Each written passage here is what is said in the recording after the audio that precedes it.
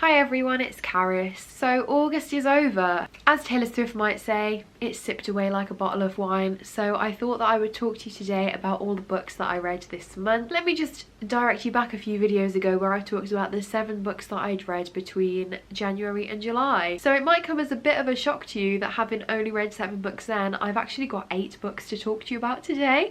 I'm amazed at how well I've done with my reading in August, and actually until the 13th of the month I'd only finished 1 book. So most of these books I read within like 2 weeks. So I'm just feeling very motivated, very back in that bookish mind, and that's definitely thanks to coming back to BookTube. I feel that real like passion and love again and excitement, which is definitely what I felt when I was on BookTube before. So a huge thank you to everyone who has welcomed me back, both people that I knew before and brand new people as well. It's so lovely to be back and I'm so excited to see where this channel is going to go. God, you'll have to excuse how like weird I sound because I've suddenly apparently come down with hay fever. I haven't had it all morning and now I feel so blocked up, and my voice, I feel like my voice sounds really strange. The first book that I finished this month was a beast, and that is 6 Tudor Queens, Catherine of Aragon, The True Queen by Alison Weir. So I feel like I've already talked about this series in quite a few of my videos, so I won't go on about it for too long, but basically this book is the first in the 6 Tudor Queen series, with each one of the 6 books that make up the series focusing on a different wife of Henry VIII. And obviously this is the first one as Catherine of Aragon was his first wife. This book begins when Catherine is 16 years old on the night that she comes over to England, and it goes right through her life from there right up until her death. So I was actually really interested in the Tudors when I was younger because my mom is really into that era of history, and back at home I have books that are children's books about this time period because my parents got them for me for Christmas and birthdays and stuff. But I think because once I got to secondary school we didn't really do that much Tudor history or really that much British history. I sort of just never really looked into it. The last time I actually remember learning about the Tudors was when I was in year 4, so I would have been 8 or 9. But this interest was sort of re-sparked when I went to see Six. I've gone on about the musical enough so I won't speak too much about it, but I just love that musical, and that just really re-sparked this interest in the Tudors with me, and in particular the wives of Henry VIII. And I became very interested in the way that you're taught about the wives at school. Like obviously you know the rhyme, divorced, beheaded, died, divorced, beheaded, survived, and then certain wives like Anne of Cleves for example, you're just taught that she's ugly, and that is basically what Six is all about as well, like taking that, what you've sort of been taught about and what you grow up with, and being like, no, we're gonna reclaim these stories. And I love that. So I from that really wanted to learn more about the wives and also more about just women in the Tudor time period as well, and I thought that this series was the perfect place to start. I've never really been one to read historical fiction before, so this was definitely very intimidating because this is over 600 pages long, but I found it very easy to read actually. Even though it was set in the past, it wasn't too confusing, it was very accessible and very readable. So yeah, I would definitely recommend this series if you're interested in the Tudors. If you love Six, I'm probably going to rave about this so much, and I'm going to be reading the next book in the series, the Anne Boleyn book, in September. I am very interested in seeing where Anne's story goes because obviously we're going to be a lot closer to her perspective than we were in this book. She obviously features as a character, but you see her through Catherine's eyes, you see her as she starts to win Henry over. That was really interesting, but I'm now really interested in seeing how the overlap of their stories is portrayed from a different perspective. The second book that I finished in August was Loveless by Alice Oseman. Alice Oseman is one of my go-to auto-buy authors. I really loved all of her other books, in particular Radio Silence. That was one of my big faves back in about whenever it came out, 2016, 2017 sort of time. Huge fan of that book. Also it has a character called Caris in it, so respect for that alone. And anyway, we're talking about this one. This is her newest release. It came out in August and it follows a girl called Georgia who has never had a crush on anyone. She's convinced that that's just not happened because of where she is, and going to university will open this world for her and she'll find someone and everything will be perfect. But it doesn't really go that way for her, and this book really focuses on Georgia coming to terms with her own identity and realizing that she's asexual and aromantic. So my reading experience of this book was very enjoyable. I really felt for Georgia when she went on her journey, and I really enjoyed the cast of characters that surrounded her. Alice Oseman, I think, really writes very relatable and very realistic characters.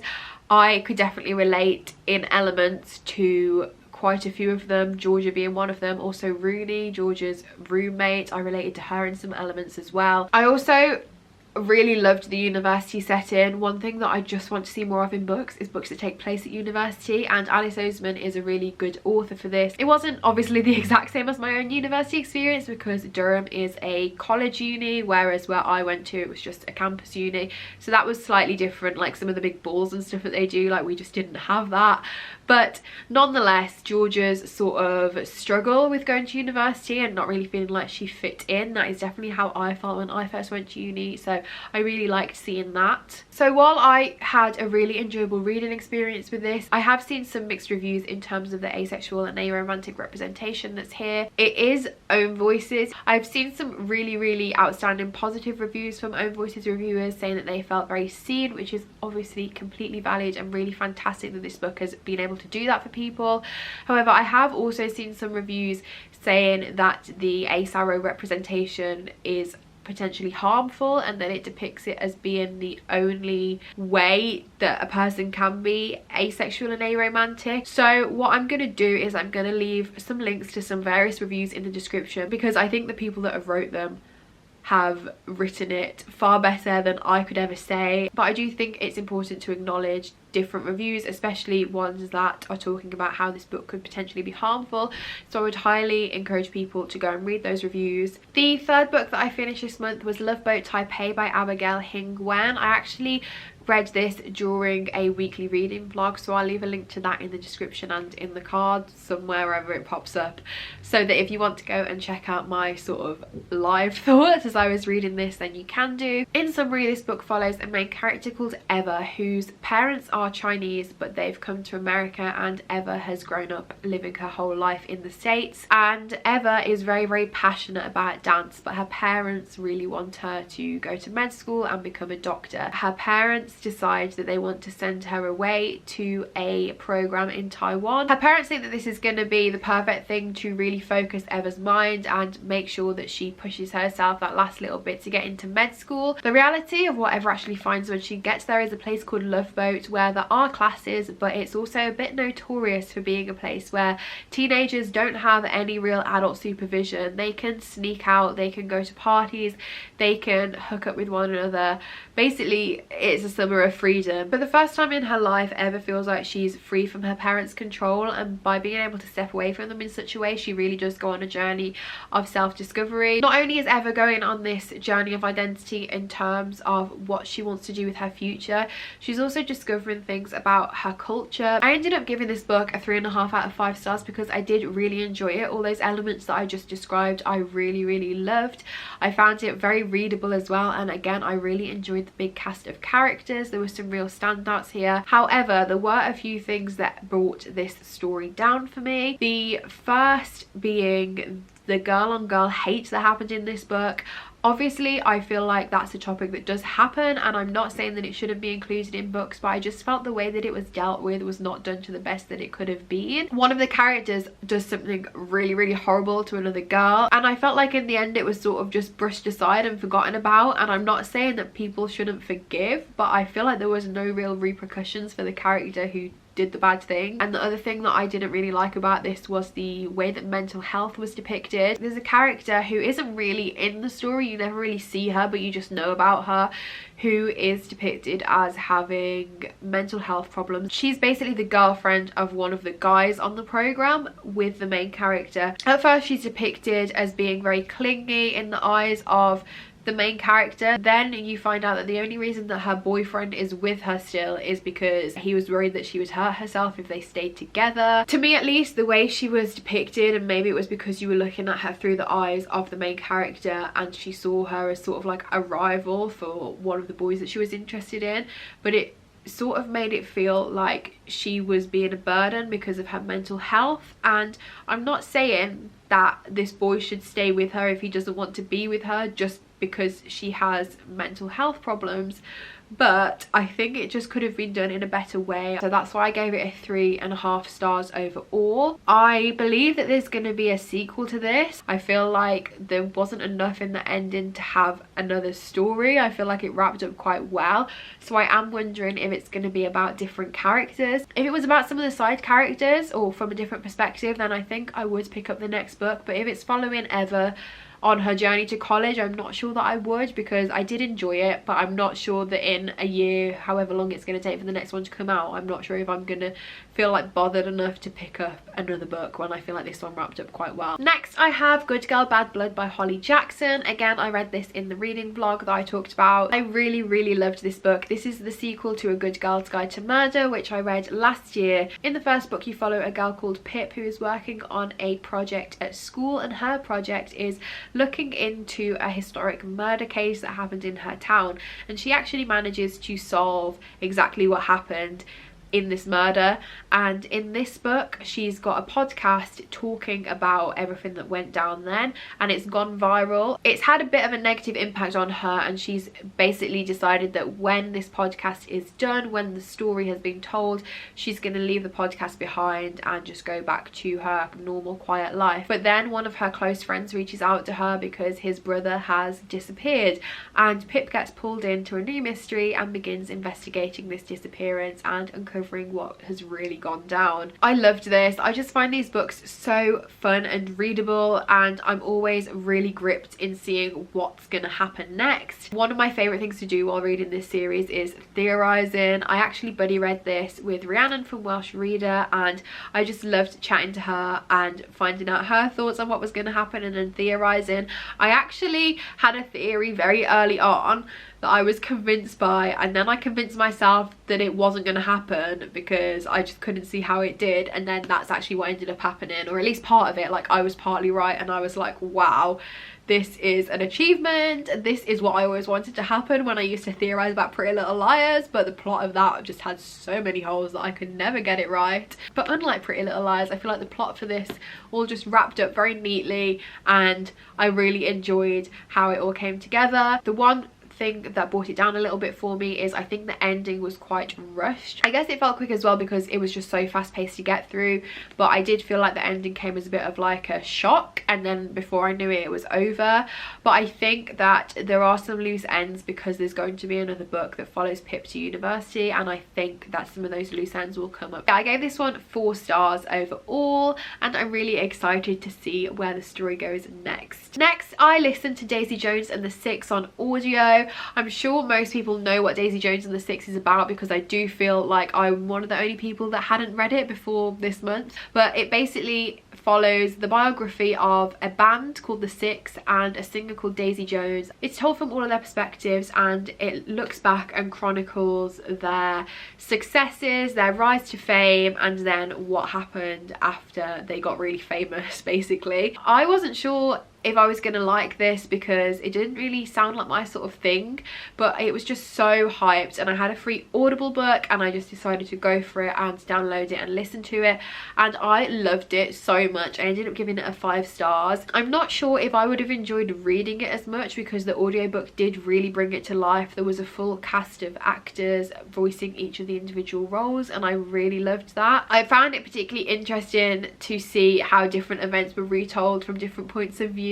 I was just really blown away as well by how Taylor Jenkins Reid managed to create such realistic, believable characters, and the ending to this book, oh my god, tears were shed. So yeah, I really loved it. I'm going to be reading Evelyn Hugo in September, so hopefully I'll like that one just as much as well. If you have any audiobook recommendations based on the fact that I enjoyed this, and I would love to hear them. And the last 3 things I'm going to talk about all together because they're all part of the same series, and that is the Heady Feather series by Jacqueline Wilson. So after doing my Jacqueline Wilson tier ranking video, where I basically tier ranked every Jacqueline Wilson book that I ever read as a kid, I was just so desperate to go back to some of Jacqueline Wilson's work, and in particular read the ones that I never got to read because I stopped reading her books when I was about 12, and obviously a lot have come out since then. Heady Feather was actually the first one that came out that I never read, so I decided it was a good place to start because there's also a whole series. So I decided that over the bank holiday weekend, which it is now, it's currently the Monday, that I would pick these books up one book a day, and I've just been loving the experience. I've not actually finished Emerald Star, which is a third book, but I'm just going to include it because I'm sure I will end up finishing it today. So basically this book is set in Victorian England, and it follows a main character called Hetty Feather, who is a foundling, and she lives in the Foundling Hospital in London, and it follows her as she talks about her life before the hospital. So basically she was there as a baby, as a newborn, but then she gets fostered by a family for 6 years, but when children were 6 they were given back to the hospital. So that was like really sad, having to see her be taken away from these people who she considered to be her siblings and her parents, and go back to the hospital and then live there until she's 14 years old. And then it just follows her life in the hospital, the things that she gets up to, and her hanging on to the hope that she will be reunited with her foster family one day, while also getting to know some more people within the hospital as well. And the second one, she's actually a little bit older, so you see her leave the hospital. And then the third one, Emerald Star, carries on where Sapphire Battersea left off, and it's all about her search for a happy ending. I've just loved this reading experience so much. I'm so glad that I decided to pick these up, and I'm quite sad that I never read them when I was younger now, because I thought that I was too old for them. Because honestly, I feel like this series in particular is one that anyone could read and anyone could enjoy. So yeah, I actually gave these first two 5 stars, and I'm sure I'm gonna probably give the third one the same as well when I finished it. I did just also want to briefly mention 2 books that I'm currently reading. The first is Freshers by Tom Ellen and Lucy Iverson. After reading Loveless, I really wanted to pick something up that was set in a university, so I decided to pick this up. This follows 2 characters as they start at university, and then I believe their storylines are gonna overlap. I don't actually really know much about, other than the fact that it's set at university. So I'm not very far into this. I'm only 21 pages. I've literally only read 1 chapter. I would really like to continue it, but I'm not prioritizing it in September now. I've done my TBR based on the Bratz readathon, and I have some other reading plans as well. So if I can fit this in, I'm going to. But if I put it down for a month, like, it's not the end of the world. I can just reread the first chapter again. The second book that I do really want to finish in September, and that is The Mercies by Kieran Millwood Hargrave. I think the best way for me to describe this book is just to read out the blurb to you. So it says, on Christmas Eve 1617, the sea around the remote Norwegian island of Vardø is thrown into a reckless storm. As Maren Magnusdatter watches, 40 fishermen, including her father and brother, are lost to the waves. The menfolk are wiped out in an instant. Vardø is now a place of women. 18 months later, a sinister figure arrives. Summoned from Scotland to take control of a place at the edge of the civilized world, Absalom Cornet knows what he needs to do to bring the women of Vardø to heel. With him travels his young wife, Ursa. In Vardø and in Maren, Ursa finds something she has never seen before: independent women. But Absalom sees only a place flooded with terrible evil, one he must root out at all costs. Inspired by the real events of the Vardø storm and the 1921 witch trials, The Mercies is a story about how suspicion can twist its way through a community, and a love that may prove as dangerous as it is powerful. So when I read that blurb in the library, I just knew that I had to take this book out. It just sounds so good. Like, I'm instantly fascinated by anything to do with witches and witch trials, and I'd never heard of these witch trials, so I'm really intrigued to learn about that. Like, I haven't got to that bit yet, but I'm just really looking forward to getting there. Also, before I went on to furlough, one of the very last things that I did was edit a guidebook to Lapland, so I've actually read up quite a bit about the town that features in this, so I was just also really intrigued in reading a book in this setting. I've never read a Kieran Millwood Hargrave book before, but I know some of my friends have and have really loved her work, and so far the writing is just so detailed and beautifully written and just very evocative. I literally cried at the beginning, like when all the men die. It was just so powerful and moving, so I'm sure that the rest of this is going to have a similar vibe. So those were all of the books that I managed to get to in August. As I said, I'm really happy with my progress this month. If you've read any of these books, I'd love to hear what you thought of them, or if you have any recommendations based on what I've talked about, then I'd love to know. Other than that, that's it for today's video. I hope you're all staying safe and keeping well, and I will see you again next time. Bye!